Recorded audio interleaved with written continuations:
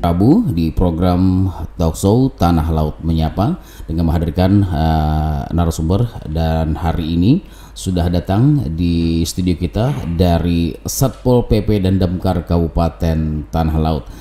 Ya, yang mana hari ini yang sudah berada di studio ada Bapak Masanianor. Beliau adalah Kepala Bidang Gakda, ya, Penegak Perda gitu Pak ya. Iya. Dan juga ada Anang Syahruji. Beliau adalah Kalsi Binluh apa Bang? Pembinaan dan penyuluhan. Pembinaan dan penyuluhan. Iya, kirain bini alur. Nah, kita teman-teman ini masih berada, dan kita seperti biasa tidak sendiri, dan kita ditemani dengan rekan Aslana. Iya, yang tentunya akan menemani Anda sampai pukul 10 nanti. Dan kita hari ini temanya Bang AS tentang terkait penegakan Perda ya. Perbub ya. Perbub nomor 99 ya, Perda dan Perbub tahun 2020 ya. Iya. Ya, oke. Ada berapa ya untuk mengantar beberapa saat dulu, silakan barangkali Pak Masani atau Pak Sarudi untuk mengantar acara kita pada pagi hari ini, kemudian kita baru bincang-bincang. Silakan dengan masing-masing topoksinya.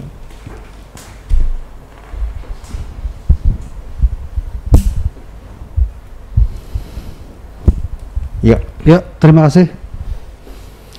Terima kasih teman-teman dari LPPL Radio Tuntung Pandang FM Tanah Laut yang telah memberikan waktu kepada kami dari Satpol PP dan Pemadam Kebakaran untuk menyampaikan terkait Peraturan Bupati Tanah Laut nomor 99 tahun 2020 tentang protokol kesehatan COVID-19 dan pengenaan sanksi terhadap pelanggaran pelaksanaan prokes dalam rangka percepatan penanganan coronavirus di saya 19. Kami hari ini kebetulan yang hadir saya sendiri, Kepala Bidang Penegakan Perundangan Daerah, dengan ditemani oleh Kepala Seksi Pembinaan dan Penyuluhan. Adapun kegiatan hari ini mungkin tergantung ini ya Pak, apa nanti yang ini yang ingin ditanyakan terhadap kita. Yang jelas kegiatan ini sudah berjalan. Iya. Mulai tahun kemarin ya Pak ya. Iya, tahun 2020. Iya. Untuk pembukaan kita. Ya, terima kasih. Terkait masalah prokes ini, kami dari Satpol PP juga melaksanakan sosialisasi di beberapa kecamatan terkait masalah Perbub nomor 99 tahun 2020, di mana kami dalam 11 kecamatan itu dari tahun 2020 sudah melaksanakan terkait masalah sanksi, masalah melaksanaan 5M. Itu kita laksanakan baik di kecamatan atau di pasar-pasar kecamatan Pak. Jadi kami di sana melaksanakan bergabung dengan TNI Polri. Kalau di kecamatan kan biasanya Babinsa ya Pak. Di sana di Polsek, baik di Polsek Kintab, Jorong, dan kemudian kami di sana rutin Pak. Rutin dalam setiap minggu kami melaksanakan juga melaksanakan ke kecamatan-kecamatan. Dan untuk melaksanakan masalah prokes ini dari tahun 2020 sampai sekarang kita rutin Pak melaksanakan razia prokes. Baik itu tiap hari. Kalaunya pagi kita di Pasar Bujuin Plaza itu Pak melaksanakan prokes. Kalau sore itu di Pasar Hasan Basri. Kalau yang gabungan sama kepolisian itu di terminal itu 1 minggu sekali Pak. Terminal ya. Iya, terminal. Kami melaksanakan itu bergabung sama Dinas Perhubungan, TNI Polri, kesehatan, kesehatan langsung ya. Kalau ada yang terindikasi langsung di swab itu Pak. Di tempat ya. Di tempat. Sekalian juga bukan hanya prokes saja Pak. Dari kepolisian juga ikut melaksanakan dia razia baik SIM, kendaraan itu. Jadi kita sekaligus itu Pak. Saya rasa cukup itu dulu. Terima kasih Pak. Kemudian apabila ditemukan barangkali masyarakat yang melanggar prokes ini, apa sanksinya sudah dijalankan atau sanksinya seperti apa? Sejauh mana perkembangannya? Ya, terima kasih. Jadi apa yang telah kita laksanakan dari awal kita September itu sudah pengenaan sanksi Perbup 99 tahun 2020. Jadi sebelum itu kita sudah melakukan tahapan sosialisasi, edukasi terhadap masyarakat, dan masyarakat sudah mengetahuinya. Iya, sudah mengerti ya. Ya, sudah paham, sudah mengetahui, dan kami dari Satpol PP setiap hari gabungan dengan teman-teman kita TNI Polri, itu lokasi yang kita lakukan kegiatan adalah di Pasar Tapandang. Itu setiap pagi, Pak. Setiap pagi ya. Setiap pagi, dan sore hari kita ke RTH. Dan pada malam hari anggota kita yang melaksanakan patroli itu secara mobile itu di sekitar di lapangan lapangan golf. Oh iya. Itu mutar itu sampai ke daerah-daerah yang dianggap rawan ya. Iya, itu anggota kita muter. Dan untuk yang pengenaan sanksi ini dari September sampai September 2020 kita sudah mengeluarkan surat ketetapan denda administrasi COVID-19. Jadi itu sudah kita keluarkan sekitar menurut catatan yang ada pada kami adalah sekitar 1.670 sanksi. Banyaknya ya. Jadi dari tahun 2020, Pak, dari September sampai Desember. Dan di tahun 2021 ini dari Januari sampai dengan sekarang ini ada sekitar 311 hanya kurang lebih 6 bulan ya. Iya. Jadi memang 5 bulan ya sudah 311. Iya. Lalu sanksinya itu berupa apa aja sanksinya? Jadi sanksi itu, Pak, ada berupa lisan tertulis, dan yang sudah ada ini lisan, peringatan lisan. Itu hanya teguran lisan, tapi tetap kita buatkan mereka itu surat teguran ya. Surat teguran tetap dibuat, sebab itu nanti untuk menindaklanjuti yang teguran keduanya. Yang kedua, Pak. Ya, betul. Sebab kita sifat di Perbup ini diatur secara berjenjang. Berjenjangnya pembinaan ya, diutama pembinaan dulu, baru dikenakan sanksi. Jadi cuma satu masker, Pak. Kedapatan tidak pakai masker, disuruh beli satu masker. Nah, terus setelah itu pada saat kita melaksanakan giat masih orang itu berarti naik ke sanksi yang kedua. Naik ke 5 masker, Pak. Iya. Jadi untuk memberikan sanksi kepada mereka itu di tempat ya. Begitu kita razia, ada yang tidak memenuhi prokes, langsung diberikan sanksi ya dengan teguran tadi ya. Iya, sudah ada belangkonya barangkali. Sudah siap. Jadi dibuatkan langsung dicatat KTP mereka ya, diberikan sanksi tertulis tadi. Apabila kembali nanti melanggar, baru sanksi yang kedua. Sanksi kedua. Iya. Silakan. Dan mungkin ada di lapangan bagaimana teknis pelaksanaan dalam ada kendala-kendala di masyarakat tentunya berhadapan langsung dengan masyarakat yang berupa yang melawan teguran lisan itu biasanya kan ada interaksi dari barangkali ada juga yang masyarakat yang melawan ya. Iya. Bisa selama ini bagaimana untuk masyarakat nih dalam kendalanya dalam jadi kita memang yang namanya di lapangan, Pak, di lapangan ini kadang-kadang yang seperti itu memang banyak. Iya. Jadi banyak itu yang melawan yang banyak. Apalagi pada Anda. Iya. Jadi memang banyak seperti itu. Ya, maka dari itu kita selalu berdialog. Artinya ini aturannya, tolong dipenuhi seperti ini kan. Jadi kadang-kadang juga kita saking ada orang tua tuh, artinya nggak pakai masker. Artinya di kantong pun nggak ada punya duit nih. Di kantong nggak punya duit. Makanya kita sebagai aparat kadang-kadang ini kita aja yang memberi beliau duit supaya punya masker yang jelas untuk melindungi dirinya kan, seperti itu. Iya. Ya, kita informasikan bagi rekan-rekan yang ingin bergabung bersama kami atau bertanya langsung dengan rekan-rekan dari Satpol PP hari ini bisa untuk bergabung di 0811501234. Mungkin ada dari masyarakat Tanah Laut yang ingin bergabung bersama kami untuk ada langsung ditanyakan bisa saja di 0811501234. Dan kami informasikan juga bahwa siaran kami juga bisa anda ikuti di live streaming kita di tvfm.tanahLaut.co.id. Baik, untuk penindakan selama ini Pak yang sudah dilakukan sesuai kewenangan Satpol PP yang sudah berjalan mungkin yang ada apa ya? Tadi sanksi pertama, ya, sanksi kedua, sanksi sosial. Yang lu sanksi terberat itu seperti apa? Sanksi yang terberat, ya.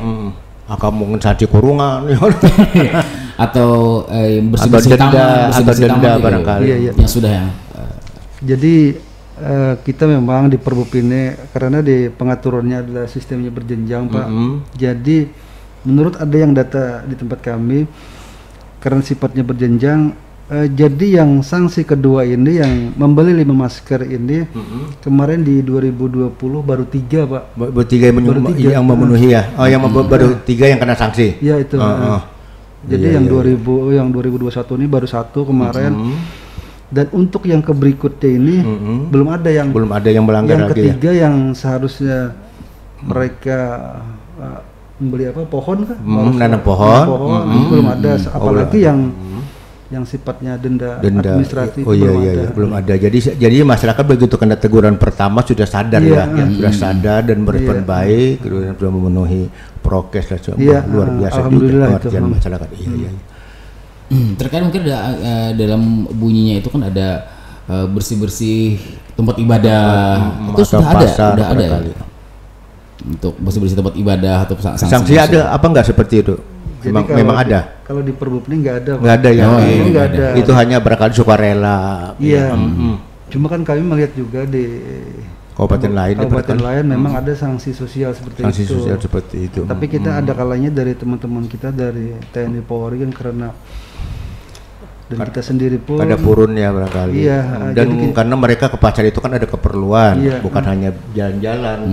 Tahu-tahu nanti mau beli bawa obat apa ternyata orangnya bersih-bersih pasar. Ya itu memang dipikirkan seperti itu ya. Ada tambahan sedikit Pak. Iya silakan. Terkait masalah kendala Pak, masalah kendala kita ini kita kan sudah hampir ya tidak bosan-bosannya lah kita melaksanakan tugas baik dari pagi sampai ke malam. Kita kan walaupun itu ada bergantian juga Pak, bukan kita aja, cuma kan setiap itu kita laksanakan. Jadi terkait masalah ini Pak, kita kan sering turun ke lapangan, ke pasar, baik di atau malam patroli itu dia kan ke taman-taman. Kita kan di sini ada 5 taman nih. Di RTH Minatirta. Habis itu nih di depan Pemda di Orchid. Kadang-kadang teman-teman kita yang melaksanakan itu Pak, dia sering mendapati orang yang tidak pakai masker, tapi maskernya ada Pak. Tapi nggak dipakai. Iya, kadang-kadang di sini kan, ditaruh di sini kan.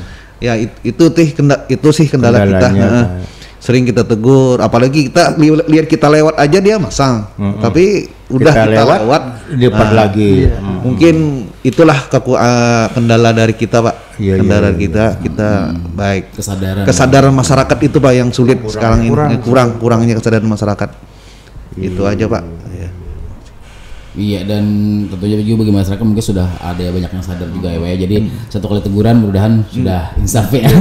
Ini untuk kesehatan juga. Barangkali topik yang kita perbincangkan hari ini kan sudah sifatnya umum ya. Baik tentang penyuluhan, baik tentang edukasi kepada masyarakat. Jadi barangkali kita mohon dalam beberapa saat ini hanya himbauan kepada masyarakat saja, barangkali Mas Ani bisa menyampaikan, Mas Arudi bisa menyampaikan ya kepada masyarakat seperti apa. Barangkali. Jadi kita karena ini bersifat sudah nasional Pak, artinya semua provinsi, kabupaten sudah melaksanakan atau melakukan pencegahan, artinya penyebaran daripada pandemi COVID-19 ini. Dan kami juga menghimbau kepada masyarakat khususnya Kabupaten Laut ini Jadi artinya kalau keluar selalu memakai masker. Dan Jaga juga menjaga jarak. Menjaga jarak, terus kalau ini ada pencucian, mencuci tangan. Dan selalu itu dan kalau bisa juga siap membawa hand sanitizer itu di saku masing-masing. Kalau misalnya atau dalam tas ya, untuk kalau misalnya masuk ke ATM atau masuk ke manapun, betul. selalu pakai hand sanitizer. Lalu untuk penegakan perda ini, selain dari perda yang tentang COVID ini, perda apa lagi yang baru yang perlu ditegakkan ini? Jadi kalau kita Pak, yang jelas yang jadi roh kita Satpol PP ini, kita Perda nomor 7 tahun 2014 tentang ketertiban umum dan ketertiban masyarakat. Iya. Perda Trantibum itu yang menjadi itu perda utama tuh ya. Itu yang menjadi andalan kami dimanapun. Artinya Satpol PP baik di provinsi lain, kabupaten lain, harus mereka itu, ya. Ada perda itu Pak, perda itu ada. Jadi itu perda itu hampir mengakomodir semua perda di tanah laut yang ada sanksi administrasi dan sanksi pidananya Pak. Dan kami juga di tahun 2020 tadi kita telah 2020 kita telah mengajukan untuk tingkat pidana sebanyak 5 orang. 5 peristiwa, 5 kejadian ya? Iya, 5 kejadian yang kita ajukan ke pidana. Dan untuk yang sanksi, jangan di perda itu diatur ada sanksi administrasi, sanksi pidana, dan ada sanksi syariah Pak. Sanksi syariah. Sanksi syariah kemarin ada sekitar 80 orang. Banyak ya. Dan untuk yang administrasi ada kurang lebih 40. Jadi sanksi syariah itu kan artinya anggota yang melaksanakan patroli ataupun laporan dari masyarakat, baik itu di taman maupun dimanapun berada yang laporan masyarakat, itu adalah yang biasa orang yang berpacaran itu biasanya itu yang di. Jadi kalau misalnya anggota itu kalau ada laporan melihat seperti itu pada patroli, mereka langsung aja. Artinya jangan sampai kelewatan, maksudnya itu sudah di langsung didatangi buahnya, ditegur dan diberikan sanksi syariah itu. Artinya jangan sampai terlewat, orang sudah kelewatan kan baru ditangkap. Seperti apa tuh sanksi syariah itu, bentuknya seperti apa? Sanksi syariah itu yaitu artinya di situ adalah pelanggaran melanggar norma susila.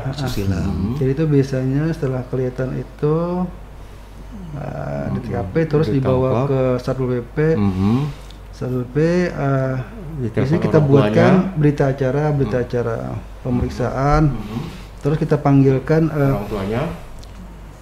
orang tua ataupun yang memberi walinya ya, yang memberi nasihat Pak, entah dari ustadz atau entah orang yang mengerti agama atau pemberi konseling, artinya yang bisa memberikan semacam nasihat kepada mereka ya. Karena itu adalah melanggar agama segala macam ini.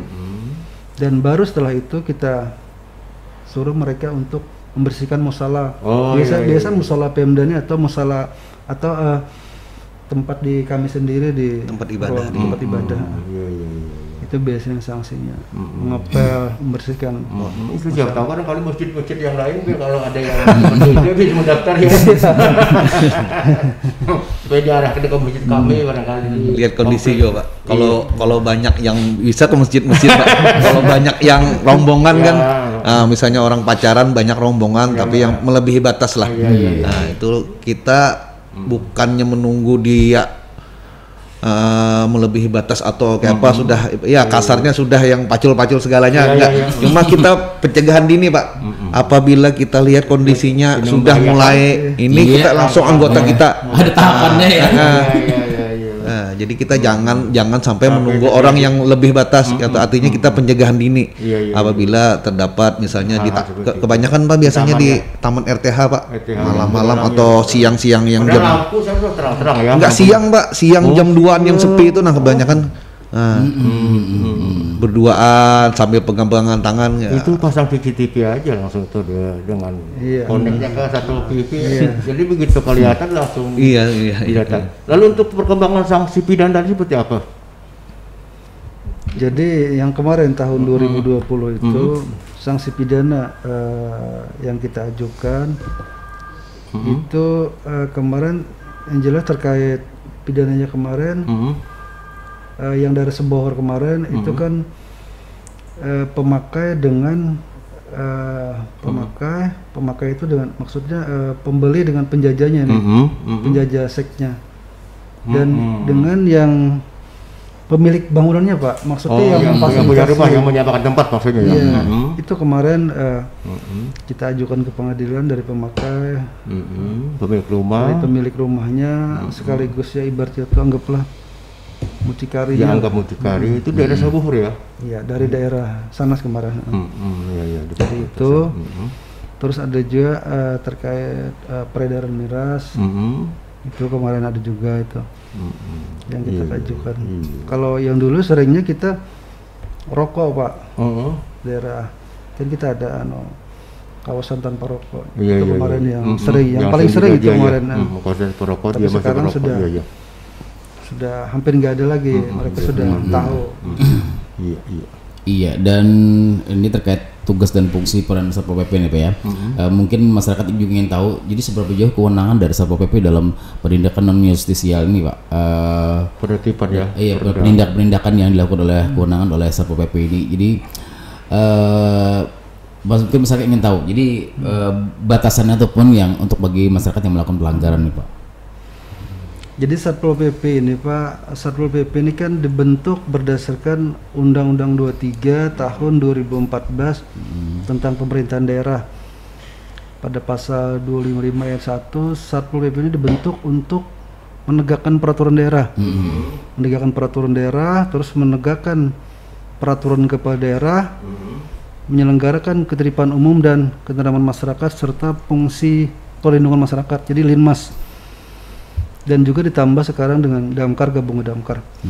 Dan adapun kewenangan daripada Satpol PP ini bisa menindak itu aparat orang atau badan aparatur yang melanggar peraturan daerah maupun peraturan kepala daerah. Itu bisa diambil tindakan. Kewenangan daripada Satpol PP adalah menindak administratif. Jadi secara administrasi. Dan kalau memang di sana ada Satpol PP ada memiliki penyidik pegawai negeri sipil, maka bisa diambil tindakan secara justisialnya, secara hukumnya. Jadi kalau Satpol PP masih dalam tindakan administratif.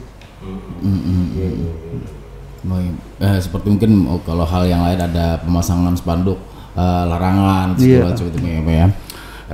Baik rekan Ketua FM, kita masih punya waktu bagi Anda yang ingin bertanya langsung bisa di 0811501304. Dan mungkin Pak Astana yang apalagi mungkin yang mungkin melebar dari selain Covid ya bisa juga mungkin ya. Ada kesempatan nih. Tadi sudah kata perda apa saja yang ditertibkan. Tadi kemudian untuk penyuluhan, langkah-langkah penyuluhan yang dilakukan oleh Pak Saroji, bidang Saroji ini seperti apa Pak? Terkait masalah penyuluhan Pak, kalau kita sekarang isi penyuluhannya terkait ini kan lagi sering-seringnya COVID, COVID dan lagi booming ini sekarang penyuluhan masalah gas LPG 3 kilo Pak. Kita kalau di bidang penyuluhan kita terkait masalah COVID kita memang sudah rutinitas kita melaksanakan di pasar-pasar, tidak henti-hentinya lah. Dan juga kami melaksanakan juga sosialisasi masalah gas 3 kilo. Artinya kami seringkali juga bergabung sama bidang ekonomi. Kita apalagi sekarang kita melaksanakan musdes Pak, musyawarah desa terkait masalah pembagian calon penerima LPG 3 kg yang dimana itu dihususkan untuk orang mohon maaf orang yang miskin ya Pak ya. Tidak diperbolehkan, apalagi untuk PNS yang tidak boleh menerima itu kan PNS, TNI, Polri, aparat desa, aparat desa tidak, apalagi sampai kepala desa kan nggak boleh. Itu sudah hampir 70% Pak kita melaksanakan itu dari beberapa kecamatan. Alhamdulillah sudah berjalan baik Pak. Jadi sekarang ini kalau terkait LPG 3 kilo sudah mulai membaik Pak. Sudah berangsur-angsur baik. Jadi tinggal kita melaksanakan penertiban di mana pangkalan-pangkalan yang nakal aja lagi. Kita menunggu laporan-laporan, Mbak. Sekarang apalagi kita kalau kita lihat sekarang ini apalagi di daerah kita, Pak, khususnya di Kecamatan Bahari sudah hampir aman dan hampir tidak ada kita lagi. lihat di pangkalan-pangkalan itu menumpuk. Kalau dulu kan 1 hari habis. Iya, benar. Sekarang sampai 2-3 hari masih banyak. Iya, Pak, benar. Kios juga jarang ada nggak ada. Ya. Kios juga nggak ada. Alhamdulillah sekarang kan pedagang eceran baik di kios atau di warung-warung sudah hampir tidak ada, Pak. Jadi ya sekarang sih kendala kita masalah pangkalan ini gimana caranya. Jadi kita tinggal menunggu Pak tinggal menunggu proses dari bagian ekonomi Kabupaten Tanah Laut untuk melaksanakan pembagian kartu kendali itu Pak. Kartu kendali, ini kan sudah kita mulai pendataan. Berapa tercatat sudah masih diproses ya? Iya masih proses Pak, masih proses ya, tapi sudah ada beberapa kecamatan sudah ini tinggal membagi Pak, sudah terdata itu Pak. Ya silakan, waktu juga membatasi kita barangkali. Oh iya, baik dengan Teman FM. Dan mungkin ini sudah umum ya yang namanya untuk penegakan ini. Ya, barangkali nanti untuk penajamannya kita insyaallah akan kita jadwalkan di waktu yang akan datang. Iya, dengan tema yang lain ya. Yang pasti untuk masyarakat mudahan tetap dengan protokol kesehatan dan masalah LPG tadi sudah iya, jadi biar tetap produktif, tetap aman ya. Jadi tetap jalan produktivitasnya ya. Baik rekan-rekan, mungkin terakhir Pak, closing statement dari Pak Mas Andi dan juga Mas Suryo untuk penutup kita di pagi hari Tanah Laut Menyapa hari ini.